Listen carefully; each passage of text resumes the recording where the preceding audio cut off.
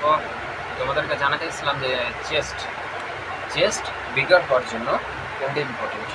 তো তোমাদেরকে প্রথমে জানাবো একটা জিনিস, যেটা আমাদের চেস্ট বেঞ্চ প্রেসে যত আমাদের কোনটা ঠিক পজিশন সেটা তোমাদেরকে জন্য এসেছি। তো কিছুটা আমাকে অনেক বন্ধু বলেছিল যে তুই যখন করছিস তো একটু ভিডিও করিস, অনেক ভালো দেখাবে। তার জন্য আমি ভিডিওটা শুরু করছি। আর এটা আমার প্রথম ভিডিও, তো একটু সাপোর্ট করো, সাথে থেকো আর সাবস্ক্রাইব করো। তো দেখো, এটা মিস্টেক নাম্বার 1। আমরা যখন বেঞ্চ প্রেস করি আমাদের পিঠটা উঠা থাকে না।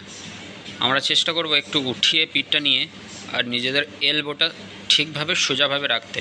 তারপরে push and down, push and down, bus.